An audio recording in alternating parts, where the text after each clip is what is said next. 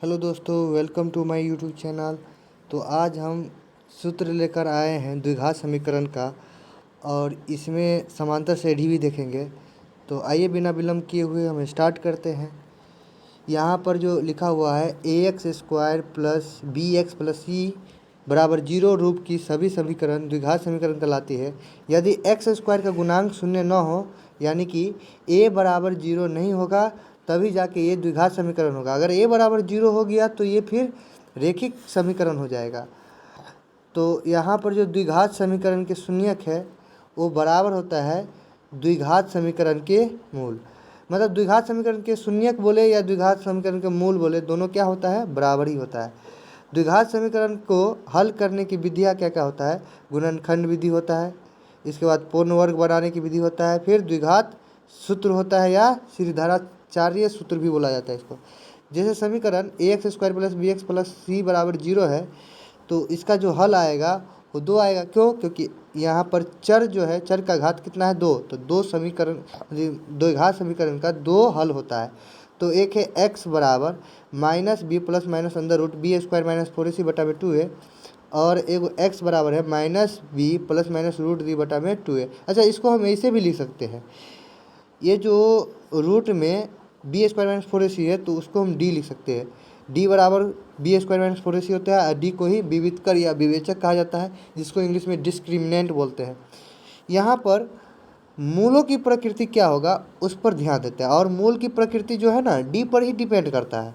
तो दो भिन्न वास्तविक हल होंगे यदि b² minus 4ac greater than equal to 0 हो, है ना।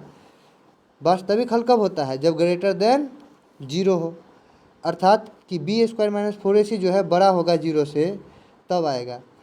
और दो समान वास्तविक हल होंगे यदि b² माइनस 4ac किसके बराबर हो, 0 के बराबर हो। कोई वास्तविक हल नहीं होगा तो b² माइनस 4ac इसका मतलब 0 है, निगेटिव आया है। द्विघात समीकरण के लिए यदि ax² प्लस bx प्लस सी बराबर 0 का मूल अल्फ़ा और बीटा हो, तो मूलों का योग जो होता है, यानी कि इसमें इसका जो अल्फ़ा बीटा इसका मूल है वो अल्फ़ा प्लस बीटा बराबर हो जाएगा माइनस बी बटा में ए, और मूलों का जो गुणनफल होगा अल्फ़ा इंटू बीटा, वो क्या हो जाएगा, सी बाई ए। फिर आते हैं समांतर श्रेणी यानी कि अरिथमेटिक प्रोग्रेशन में। समांतर श्रेणी में जो पद होता है उसको हम इस प्रकार भी लिख सकते हैं, a plus D, a plus 2d, a plus 3d dot dot dot करके a plus n minus 1/2d। a जो होता है प्रथम पद होता है, d जो होता है सार्वंतर या पदांतर होता है, और d को कैसे निकालते हैं, अगला टर्म माइनस पिछला टर्म, है ना, यानी कि अगला पद में से पिछला पद को घटाते हैं। nवां पद या अंतिम पद क्या होता है, तो ये जो होता है a plus n minus 1/d, यानी कि tn या an या l से सूचित करते हैं इसको, है ना। तो इसका जो फॉर्मूला होता है a plus n minus 1/d होता है। n पदों का योग जो होता है वो n बटा 2 into 2a plus n minus 1/d।